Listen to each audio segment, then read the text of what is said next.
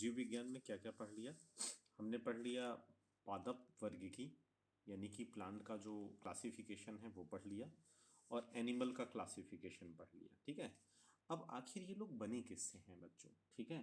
तो ये लोग सब लोग, चाहे आपका कोई प्लांट हो चाहे एनिमल हो, यहाँ तक कि अगर कोई निर्जीव वस्तु भी है आपकी, अगर आपकी कोई निर्जीव वस्तु भी है, तो घूम फिर करके ये सारी चीज़ें बनी हुई हैं सेल से, कोशिका से बनी हुई हैं। ठीक है।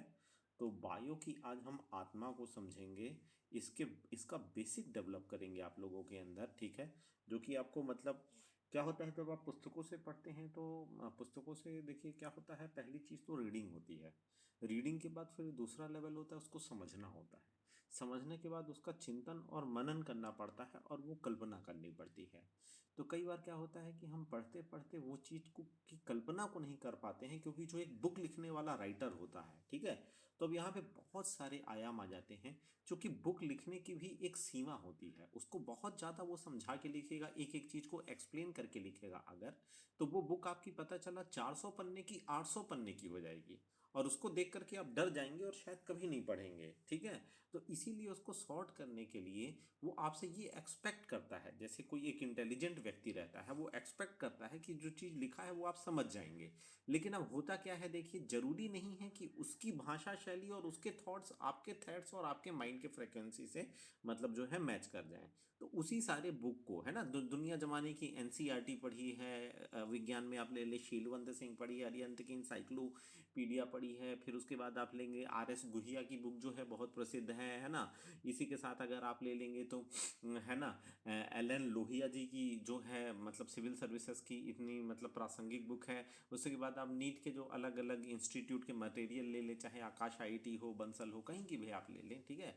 लेकिन बात ये होती है कि आप उस चीज़ को कितना समझे हैं, कितना समझ पा रहे हैं, ये चीज़ सबसे ज़्यादा क्या हो जाती है, इंपॉर्टेंट हो जाती है। तो आज हम बायोलॉजी की आत्मा को शुरू करेंगे, सेल को करेंगे।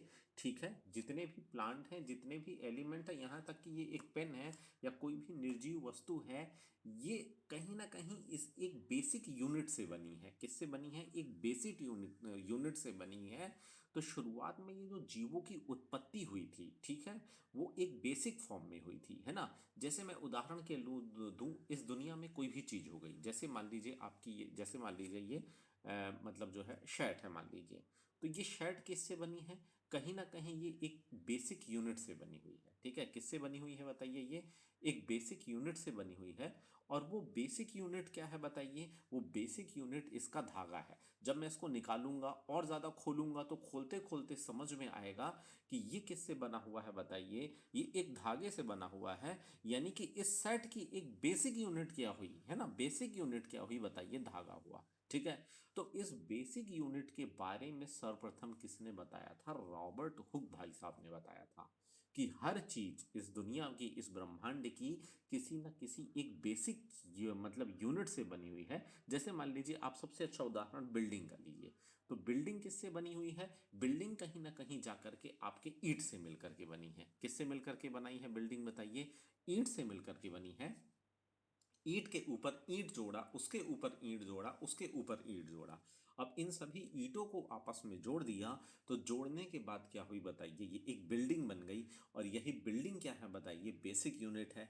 इसी बेसिक यूनिट को अगर एक साथ यूनिफाइड तरीके से जोड़ दिया जाए, है ना, इस बेसिक यूनिट को, यानी ईंट के ऊपर ईंट के ऊपर ऐसे एक यूनिफाइड तरीके से, है ना, ये ईंट हो गई, इसके ऊपर ईंट जोड़ दिया, इसके ऊपर, है ना, इसके बगल में रख दिया, तो एक यूनिफाइड तरीके से अगर जोड़ देंगे, तो ये स्ट्रक्चर क्या बन जाएगा आपका? बिल्डिंग का बन जाएगा। किसका स्ट्रक्चर बन जाएगा ये बताइए? आपका बिल्डिंग का स्ट्रक्चर बन जाएगा।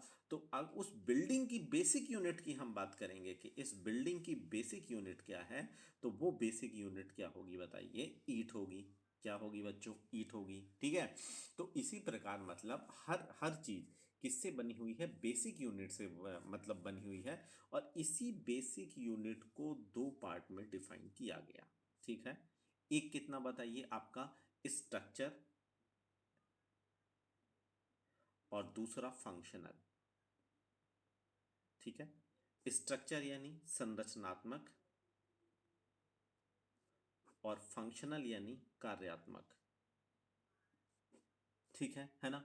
तो अब देखिए क्या हुआ, स्ट्रक्चर तो यानी बेसिक यूनिट वो जो है किसी भी चीज की, किसी भी जीव की इस दुनिया में जो बेसिक यूनिट होती है वो स्ट्रक्चर भी बना देती है, यानी कि उसकी संरचना को भी बना देती है, और फिर कुछ फंक्शन भी करती है। वो क्या करती है, कुछ कार्य भी करती है ना। तो जैसे ईंट से हमने ईंट मिलाया तो क्या बन गई बताइए, आपकी दीवार बन गई। तो इसलिए इसे क्या कहते हैं हम, इस बेसिक यूनिट को क्या कहेंगे हम, रचना करने वाला कहेंगे, इसलिए रचनात्मक इकाई कहेंगे या फंक्शनल इकाई कहेंगे। ठीक है ना। तो यानी कि सेल जो है वो क्या है बताइए, एक रचनात्मक है। ये आपस में मिल करके क्या बनाते हैं बताइए, पूरा स्ट्रक्चर बनाते हैं। ठीक है, तो आपको समझ में आ गया। अब ये तो निर्जीव लोगों की बात हो रही थी, अब बात होती है सजीव की। तो सजीव की अगर बात होती है तो इसको समझाने के लिए मेरे को आपके शरीर का ही कोई पार्ट लेना पड़ेगा। क्या लेना पड़ेगा, कोई पार्ट लेना पड़ेगा। जैसे मैं एग्जाम्पल के लिए ले लेता हूं आपके शरीर का एक पार्ट, जीभ ले लेता हूं। किसको ले लेता हूं मैं, जीभ को ले लेता हूं। ठीक है, तो ये जो जीभ का आपका अगला भाग है, यानी सबसे आगे का भाग है, अग्र भाग है। ठीक है, तो जैसे मैं आपका शरीर लिया, शरीर को मैंने तोड़ा, शरीर को मैंने तोड़ा तो क्या बनेगा बताइए, अंग तंत्र बनेगा। ठीक है, अब यानी कि अलग अलग शरीर को मैंने तोड़ दिया, पूरा हाथ अलग कर दिया, पाँव अलग कर दिया, मुंह अलग कर दिया, फिर मुंह के अंदर से मैंने जीभ निकाल के अलग कर दी, कान निकाल करके। तो ये आपके अंग का तंत्र, अलग अलग अंग मैंने अलग कर दिए, तो अंग तंत्र। ठीक है, अब उसको और तोड़ूंगा तो क्या बन जाएगा बताइए, आपका एक अंग बन जाएगा। जैसे जीभ को मैंने, मतलब अब मुंह से मैंने जीभ को निकाल करके अलग कर लिया। अब जीभ को मैं और ज़्यादा तोड़ूंगा तो उसको मैं बाहर निकाल लिया ये। ठीक है, तो अब क्या होगा देखिए, अब आप कोई खाना खाएंगे, तो कोई भी आप खाना खाते हैं तो उसमें केमिकल होता है। ठीक है, और उसी केमिकल की वजह से आपको स्वाद मिलता है। जैसे जब जीभ में आप कुछ भी डालोगे, अगर वो मीठा होगा तो अगर वो मीठे वाले पोर्शन में टच होगा, जैसे ये जो जीभ का आगे वाला भाग होता है ना, यहाँ पे हमें कैसा लगता है बताओ, मीठा लगता है। तो यहाँ पे अगर टच होगा तो आपको कैसा लगेगा, वो उसके केमिकल यहाँ पे टच होंगे, तो यहाँ पे खूब सारे ऐसे ऐसे, जीभ को जब माइक्रोस्कोप से देखोगे ना तो ऐसे दिखेगी। तो ऐसे ऐसे खूब सारे छोटे छोटे सेल हैं, ये सब सेल मिल करके जो है ये आगे का हिस्सा बना रहे हैं। ऐसे खूब सारे अलग अलग सेल मिल करके बताओ ये पूरी कंप्लीट जीभ को बना रहे हैं। तो यहाँ पे वो कैसा लगेगा बताओ, आपको मीठा लगेगा। ठीक है, फिर उसके बाद क्या होगा, मान लो अगर है ना किसी खाद्य पदार्थ को तुम यहाँ पे, ठीक है, ये वाला पोर्शन हो गया तुम्हारा और ये वाला पोर्शन हो गया। ठीक है, तो ये दोनों पोर्शन जो हो गए ना, तो ये दोनों पोर्शन में आपको कैसा स्वाद महसूस होता है, कड़वा स्वाद महसूस होता है। यहाँ पे टच होगा तो आपको क्या, सॉरी सॉरी सॉरी, खट्टा खट्टा खट्टा होता है यहाँ पे। ठीक है ना, आप जब भी काम खाते हैं तो यहाँ ऐसे करते हैं ना, ऐसे आप इसलिए करते हैं क्योंकि यहाँ दोनों जगह आपको कैसा लगता है बताइए, खट्टा लगता है। ठीक है, अब ये जो बीच वाला पोर्शन है, यहाँ पे अगर आप मतलब कोई भी चीज़ आपको पड़ेगी तो सॉल्टी लगेगा, सॉल्टी लगेगा यानी कि नमकीन लगेगा। इसलिए आपको नमकीन चीज़ ज़्यादा प्रिय लगती है, क्योंकि सबसे ज़्यादा एरिया जीव का नमकीन वाला क्षेत्र कवर करता है ना। इसीलिए कई लोगों को नमक खाने की ज़्यादा आदत हो जाती है, उससे वो बहुत ज़्यादा क्या हो जाते हैं, कंफर्टेबल हो जाते हैं। जैसे शाम को मेरी माता जी ने मुझे मटर का चाट बना के दिया, तो कहीं कि नमक बहुत ज़्यादा हो गया है, लेकिन उसका ज़्यादा नमक उसमें इतना अच्छा लगा, इतना सौंधा लगा, क्योंकि ज़्यादा एरिया मेरा कवर कर रहा है और उसका मैं आदी हो गया हूँ। ठीक है, और सबसे लास्ट वाला पोर्शन जो पीछे का रहता है, जहाँ आपका ये कौवा झूलता रहता है, यहाँ ऐसे ऊपर लटकता रहता है, उसके नीचे वाला ये वाला पोर्शन क्या होता है, कड़वा। तो अब जैसे देखो, लोग दवाई खाते हैं तो बोलते हैं कड़वी लगती है। ठीक है, तो कड़वी क्यों लगती है, कड़वी इसलिए लगती है कि एक तो वो पहले से कड़वी है, उसकी प्रकृति कड़वी है, ऊपर से उसको तुम पूरा मुंह फाड़ के सबसे लास्ट वाले क्षेत्र में रखते हो। तो सबसे लास्ट वाले क्षेत्र में रखते हो तो इसलिए आपको डबल कड़वी लगने लगती है। अगर उसी दवाई को यहाँ रख के खाओ या यहाँ रख के पानी निगलो तो तुम्हें वो कड़वी नहीं लगेगी, तो तुम्हें वो कड़वी नहीं लगेगी। लेकिन एक तो कड़वी ऊपर से जीभ के सबसे पीछे वाले पोर्शन में डाल करके खा रहे हो, इसलिए वो और ज़्यादा कड़वी लगती है ना।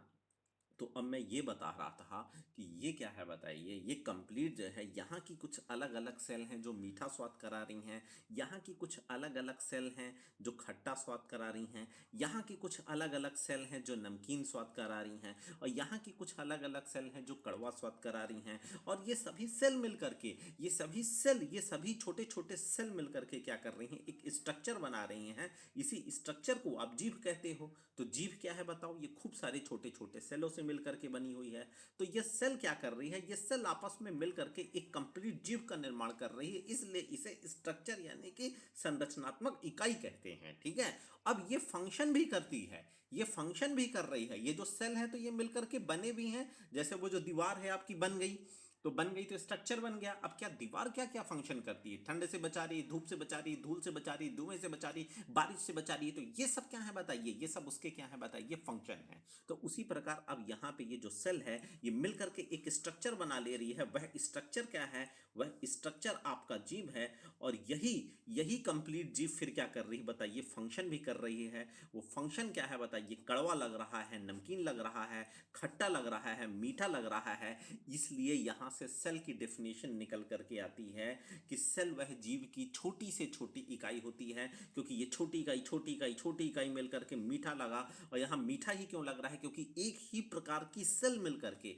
एक ही प्रकार की सेल मिलकर के यहाँ पे क्या बना रही है, इस पोर्शन को बना रही है, इसलिए यहाँ मीठा लगेगा। और यहाँ एक ही प्रकार की सेल मिलकर के कैसा स्ट्रक्चर बना रही है, यहाँ पे देखो खट्टा लगने वाला। यहाँ एक ही प्रकार की सेल मिलकर के ऐसे जीव का यहाँ पे पोर्शन का निर्माण कर रही है जो नमकीन लग रहा है। तो इस प्रकार सेल क्या हुई कि जीव की वह छोटी से छोटी इकाई जो कि संरचनात्मक और कार्यात्मक दोनों काम करती है। तो यहां से डेफिनेशन हमारी निकल के आती है कि सेल किसी भी जीव का कार्यात्मक और संरचनात्मक इकाई होती है।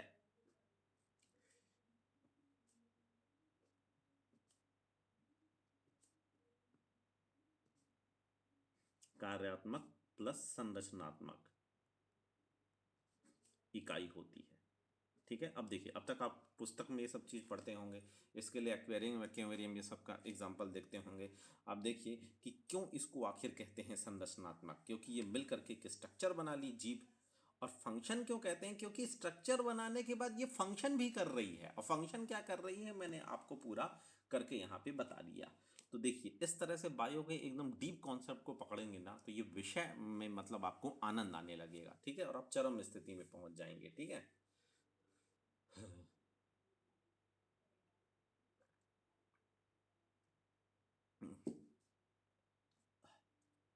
अब देखिए, है ना, जैसे आप केमिस्ट्री पढ़ते हैं तो वहाँ पे कोई भी पदार्थ है तो पदार्थ की बेसिक यूनिट क्या होती है बताइए, परमाणु होती है।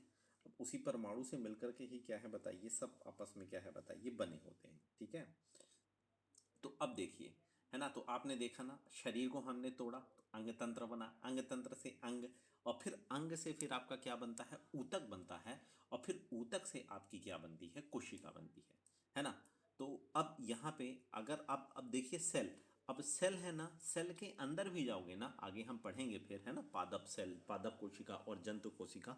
सेल के अंदर भी जाओगे ना तो सेल के अंदर भी, है ना, जैसे तुमने शरीर, शरीर के अंदर गए, अंग तंत्र के अंदर गए, अंग के अंदर गए, टिश्यू, ऊतक, ऊतक के अंदर गए, कोशिका, कोशिका के अंदर भी जाओगे, वहाँ भी बहुत सारी चीज़ें होती हैं, जैसे आरएनए होता है, माइटोकॉन्ड्रिया होता है, सेल वॉल होती है, ये सब हम पढ़ेंगे, है ना। तो ये भी, ये तो क्या करती हैं बताओ, कि ये भी सेल के अंदर काम करती हैं। आ रहा है समझ में, ये मतलब इस सेल के अंदर भी क्या है बताओ, आरएनए है, माइटोकॉन्ड्रिया है ना। तो ये भी उसके अंदर क्या करते हैं बताइए, ये काम करते हैं। ठीक है, चलिए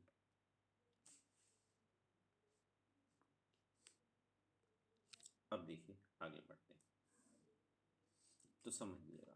ठीक है, तो सबसे पहले कोशिका के बारे में किसने बताया, ठीक है, देखिए,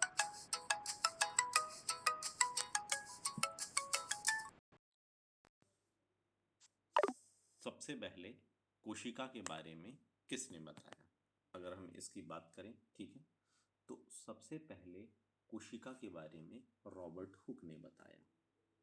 कोशिका, तो सबसे पहले कोशिका के बारे में किसने बताया बताइए, रॉबर्ट हुक ने बताया। ठीक है, अब बात आती है कि रॉबर्ट हुक ने किस कोशिका के बारे में बताया था, तो इन्होंने निर्जीव कोशिका के बारे में बताया था। निर्जीव कोशिका मतलब इन्होंने समझाया था कि कोई भी वस्तु वस्तु एक बेसिक यूनिट से बनी होती है। ठीक है, रॉबर्ट हुक ने क्या बताया था कि कोई भी वस्तु किससे बनी होती है, एक बेसिक यूनिट से बनी होती है, एक बेसिक यूनिट से बनी होती है। आ रहा है समझ में? ठीक है, कोई भी वस्तु किससे बनी होती है? एक बेसिक यूनिट से बनी होती है। ये किसने बताया था बताइए? रॉबर्ट हुक ने, रॉबर्ट हुक भाई साहब ने ये बनाया था। ठीक है, इसके लिए एग्जाम्पल दिया था इन्होंने कांच का। कांच का दिया था, कांच के गिलास का दिया था कि जब आप कांच का गिलास को लोगे और उसको तोड़ोगे तो बहुत छोटे छोटे मतलब जो है रेशे यानी तंतु से मिल करके वो क्या होता है बताइए? बना होता है। तो जब आपसे एग्जाम में प्रश्न पूछता है कि कोशिका के बारे में सबसे पहले किसने बताया, तो आप रॉबर्ट हुक बताएंगे। लेकिन फिर घुमा के प्रश्न पूछता है, अब डिफिकल्टी लेवल इंक्रीज हो रहा है कि निर्जीव कोशिका के बारे में सबसे पहले किसने बताया? तो रॉबर्ट हुक ने बताया 1665 में। अब अगले व्यक्ति आएंगे, उनका नाम क्या है बताइए? Leeuwenhoek. तो ल्यूवेन हॉक बताएंगे सजीव कोशिका के बारे में। जैसे मैंने अभी आपको उदाहरण दिया था ना, बिल्डिंग निर्जीव, जीव सजीव, दोनों को समझा के मैंने बताया। तो अब सजीव कोशिका के बारे में कौन बताएगा?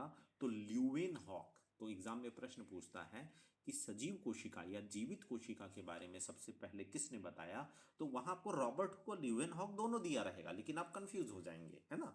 तो लेकिन अब आप नहीं होंगे क्योंकि आपको पता चल गया है। तो सजीव कोशिका में ल्यूवेन हॉक ने कैसे बताया? इन्होंने कांच के गिलास को लेकर के बताया। तो ल्यूवेन हॉक ने कैसे बताया, इसकी स्टोरी समझो। इन्होंने जीवाणु कोशिका यानी कि बैक्टीरिया, जो सेल है, जो बैक्टीरियल सेल है, उससे बताया। बैक्टीरियल सेल कैसे? बैक्टीरिया, बैक्टीरिया क्या करता है? रोग फैलाता है। तो कहाँ रोग फैला रहा था? ये तंबाकू में फैला रहा था। तो इन्होंने पकड़ा तंबाकू को, ठीक है, और तंबाकू से एक रोग होता है, तंबाकू से एक रोग, सॉरी, तंबाकू में एक रोग होता है, तंबाकू में एक रोग होता है, उसको क्या कहते हैं बताइए? मोजैक कहते हैं। क्या कहते हैं? मोजैक कहते हैं। और मोजैक क्या है बताओ? ये एक प्रकार का बैक्टीरिया है। क्या है? एक प्रकार का बैक्टीरिया है। तो इसी के सेल के बारे में, है ना, इसी के सेल के बारे में कौन बताया था बताइए? ल्यूवेन हॉक ने बताया था। तो ये भी पूछता है ना, कि ल्यूवेन हॉक ने, ठीक है, किसके सेल के बारे में बताया था? तो तंबाकू के रोग मोजैक के बैक्टीरिया के बारे में बताया था। ठीक है, फिर उसके बाद अब आता है, ठीक है, इतना समझ में आया? तो जीवित कोशिका के बारे में ये ल्यूवेन हॉक बताया आगे चल करके, और निर्जीव कोशिका के बारे में रॉबर्ट हुक भाई साहब बताए। अब आगे चल करके, अब इन्होंने निर्जीव बता दिया, सजीव। अब कोशिका में क्या क्या होता है, कोशिका क्या क्या काम करती है, तो कोशिका के पूरे अध्ययन शास्त्र के बारे में अब आगे आगे दो व्यक्ति बताएंगे। तो उनका नाम क्या क्या है टाइम बताइए? कौन सा था? क्या क्या? ये टाइम टाइम 1665 है, पीरियड। रॉबर्ट हुक का 1665 है। ठीक है, अब लुवेन है। लुवेन हॉक का देख लेना गूगल में। ठीक है, तो श्लाइडेन और स्वान ये आकर के कोशिका के पूरा अध्ययन करेंगे और पूरी कोशिका के बारे में बताएंगे। तो कोशिका के अध्ययन शास्त्र करेंगे।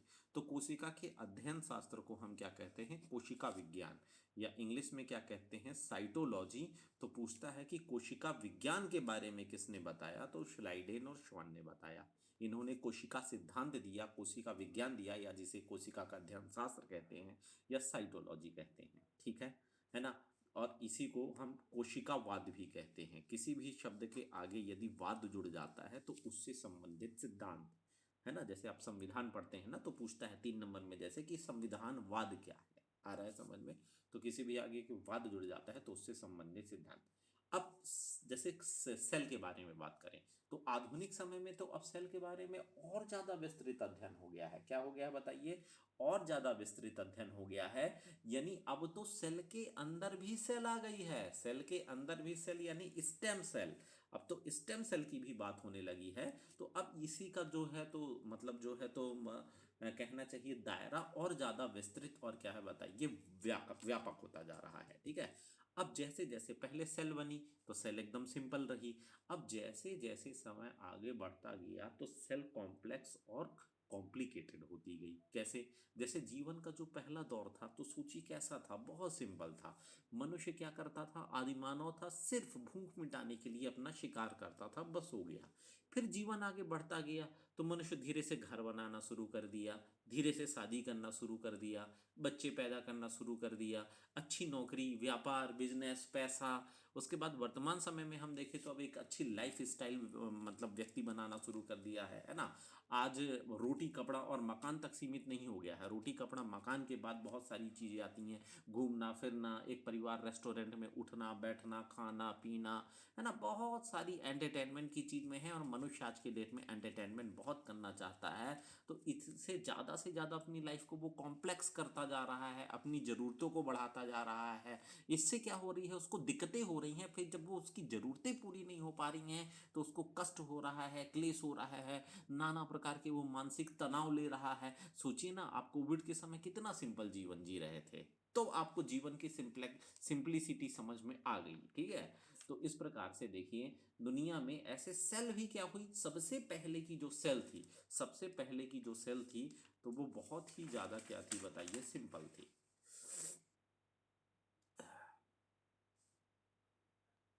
हम्म तो जो सबसे पहले की सेल थी, है ना, सबसे पहले की सेल, पहले की सेल, तो सबसे पहले की सेल को हिंदी में क्या कहेंगे, आदि। आदि मतलब होता है सबसे पहले, इंग्लिश में क्या कहेंगे उसे, प्रो। तो सबसे पहले की जो सेल थी, ठीक है, सिंपल सेल, वो कैसी थी, एकदम सिंपल सेल थी, सिंपल सेल थी। तो जिसे हम क्या कहते थे बताइए, प्रिमिटिव। ठीक है ना। और इसलिए चूंकि ये सबसे पहले की सेल थी, ठीक है, तो इसे फिर बोला गया क्या बताइए, prokaryotic cell, prokaryotic cell. ठीक है, क्लियर है ना। तो इसमें कोई भी विशेष लक्षण नहीं पाए जाते थे। ये तो प्रोकैरियोटिक सेल थी आपकी, इसमें कोई भी विशेष लक्षण क्या है बताइए, नहीं पाए जाते थे। ये सबसे शुरू की सेल थी, और सबसे कैसी सेल थी बताइए, सिंपल सेल थी। ठीक है ना।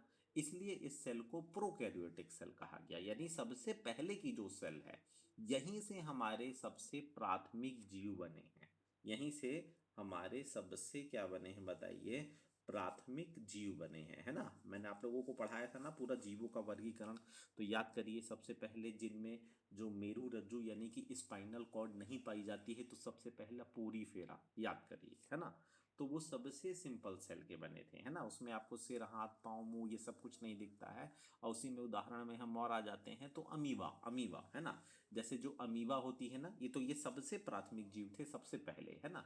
तो जैसे आप देखेंगे तो इसका ये चारों तरफ, है ना, तो जैसे सबसे अच्छा उदाहरण मैं इसका आप लोगों को अगर बताना चाहूँ, है ना, तो ये क्या होते हैं, सबसे पहली चीज तो एक ही प्रकार के सेल से बने होते हैं। इसका सबसे अच्छा उदाहरण अमीबा है। ठीक है, जैसे अमीबा को आप देखोगे तो वो चारों तरफ से सेम दिखता है, उसको बीच से काट दोगे फिर भी वो वैसा दिखेगा, चारों तरफ से वो सेम दिखता है ना। उसकी जो सेल है ना, तो चारों तरफ आपको कैसी दिखती है, कांटों की तरह दिखती है। ठीक है, आप उसको कहीं से भी काट दोगे तो वो कैसी है आपको बताइए, सेम दिखेगी। इसी प्रकार आपका केचुआ भी होता है ना। ये सब पहले के थे, इनमें प्रोकैरियोटिक सेल थी, तो इनके सारे अंग एक ही तरह का काम, एक मतलब एक ही अंग सारे काम कर लेंगे, है ना। जैसे अमीबा है, तो अमीबा का कोई मुंह नहीं होता है, वो चारों तरफ से खा लेगी।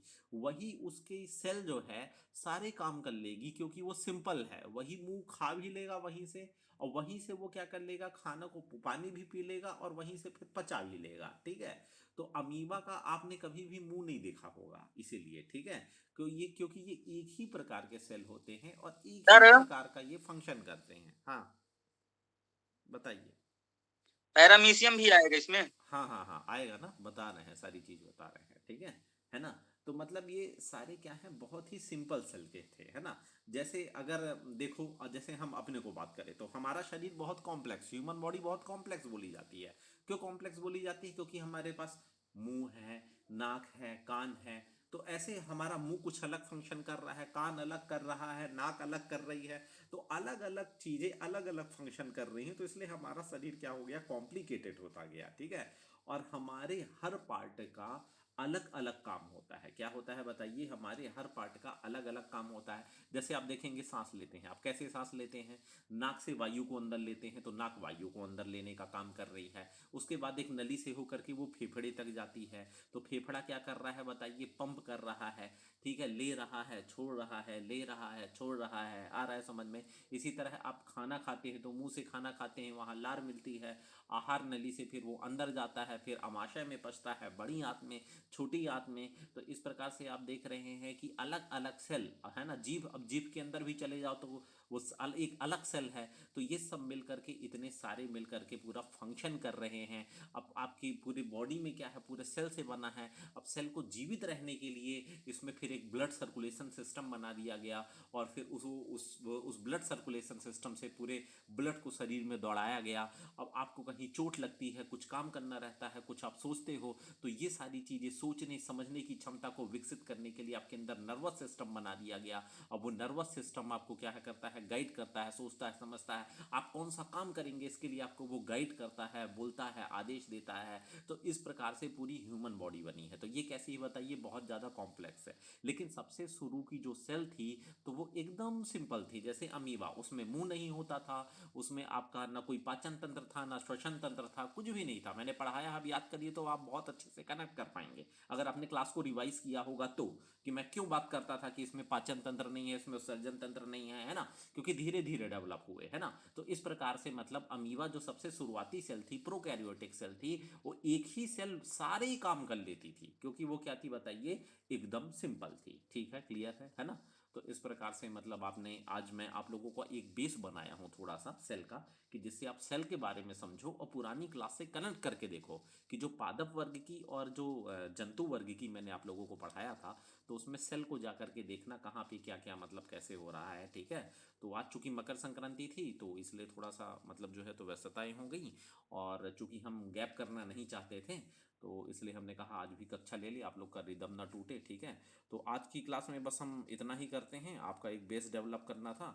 अब कल आपका सेल का चैप्टर पूरा ख़त्म हो जाएगा, और इसी के साथ आपका वो जो